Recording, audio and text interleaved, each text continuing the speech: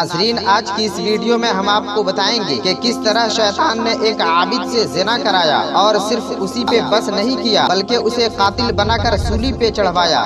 یہ سب کس طرح سے ممکن ہوا؟ پوری حقیقت جاننے کے لیے ویڈیو کو آخر تک ضرور دیکھیں اور دل سے لائک کرتے ہوئے دوستوں احباب کو شیئر کرنا بالکل نہ بھولیں، اور اگر آپ چینل پر پہلی بار آئے ہیں تو سبسکرائب کرتے وقت بیل آئیکن کو دبانا بالکل نہ بھولیں، ایسی ہی حیران کن ویڈیوز سب سے پہلے دیکھنے کے لیے۔ دوستوں، بنی اسرائیل میں 3 بھائی تھے اور ان کی ایک بہن تھی جو نہایت خوبصورت تھی۔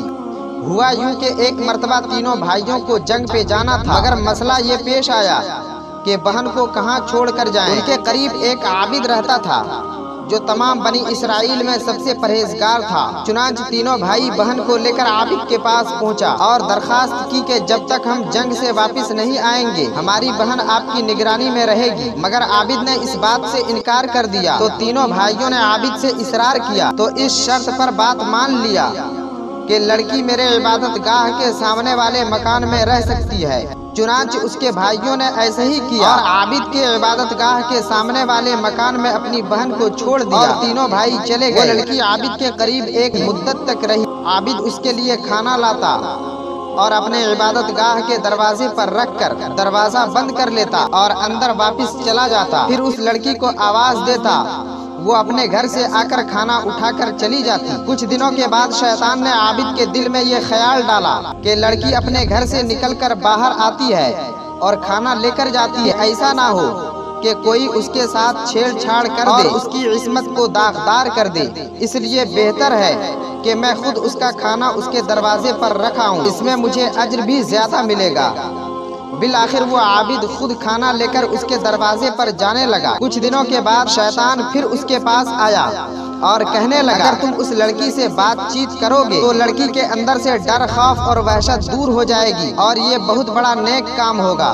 چنانچہ اب وہ عابد اس لڑکی سے بات چیت کرنے لگا، یہاں تک کہ دن بھر اس سے باتیں کرتا رہتا اور رات کو اپنے عبادت خانے میں چلا جاتا۔ پھر ایک دن شیطان نے اس عابد پہ لڑکی کی خوبصورتی کا جال پھینکا تو عابد نے اس لڑکی کے چہرے پہ ہاتھ مارا۔ پھر شیطان برابر گناہوں کے لیے ابھارتا رہا حتیٰ کہ اس عابد نے لڑکی سے زنا کر لیا۔ کچھ دنوں کے بعد اس لڑکی نے ایک بچے کو جنم دیا۔ پھر شیطان حاضر ہوا اور کہنے لگا، اے عابد، اگر لڑکی کے بھائی آ گئے تو تم کیا جواب دو گے؟ میں ڈرتا ہوں کہ تم بہت ذلیل ہو جاؤ گے اور پوری دنیا میں بدنام ہو جاؤ گے، اس لیے بچے کو زمین میں گاڑ دو۔ عابد نے بچے کو زمین میں گاڑ دیا۔ پھر شیطان یہ کہنے لگا کہ مجھے شک ہے کہ یہ لڑکی اپنے بھائیوں سے سارا قصہ بیان کر دے گی، لہٰذا اس کو بھی ذبح کر کے اس بچے کے ساتھ دفن کر دو۔ بالآخر عابد نے ایسے ہی کیا اور اپنے عبادت خانے میں جا کر عبادت کرنے لگا۔